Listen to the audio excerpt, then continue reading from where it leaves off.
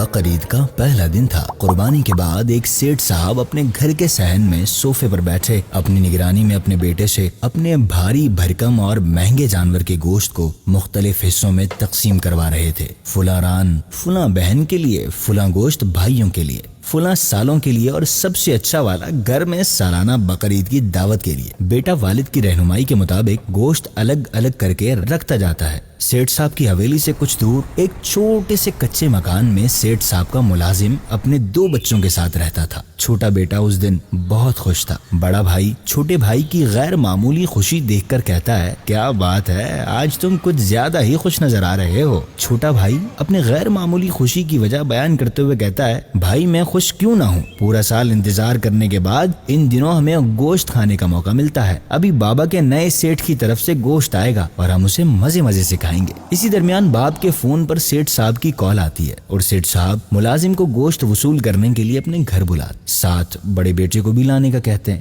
ملازم سمجھ جاتا ہے کہ گوشت زیادہ ہونے کی وجہ سے سیٹھ صاحب نے بڑے بیٹے کو ساتھ لانے کا کہا ہے۔ ملازم اپنے بیٹے کے ساتھ سیٹھ صاحب کی حویلی پر پہنچ جاتا ہے۔ بیٹا حویلی دیکھ کر بولتا ہے، بابا جتنا بڑا آپ کے سیٹھ صاحب کا گھر ہے اتنا ہی بڑا ان کا دل بھی ہے۔ سیٹھ صاحب بڑے اچھے انداز سے ان کا استقبال کرتے ہیں اور گوشت سے بھری 2 بھاری بھاری تھیلیاں ان کے ہاتھوں میں تھما دیتے ہیں۔ باپ بیٹے شکریہ کے ساتھ وہاں سے روانہ ہونے لگتے ہیں۔ سیٹھ صاحب پیچھے سے آواز دیتے ہیں اور کہتے ہیں، مجھے اور میرے گھر والوں کو اپنی دعاؤں میں یاد رکھنا۔ ملازم شکریہ ادا کرتے ہوئے بیٹے کے ساتھ وہاں سے روانہ ہو جاتا ہے، اپنے گھر پر پہنچتا ہے۔ گھر میں داخل ہوتے ہی چھوٹا بیٹا باپ سے کہتا ہے، بابا آپ کے سیٹھ تو بڑے دل والے ہیں، 2 تھیلیاں دے دی۔ ہاں بیٹا، ان کا دل بہت بڑا ہے، اور جب تم گوشت کھاؤ تو ان کے اور ان کے گھر والوں کے لیے خوب دعائیں کرنا۔ بڑا بیٹا گوشت کی تھیلی کھول کر اس میں دیکھنے لگ جاتا ہے۔ تھیلی میں دیکھتے ہی بڑے بیٹے کا منہ اتر جاتا ہے اور وہ مایوس ہو جاتا ہے۔ باپ اس کا مایوس چہرہ دیکھ کر کہتا ہے، بیٹا کیا ہوا، منہ کیوں اتر گیا؟ بیٹا گوشت کی تھیلی باپ کے سامنے کر دیتا۔ تھیلی میں دیکھنے پر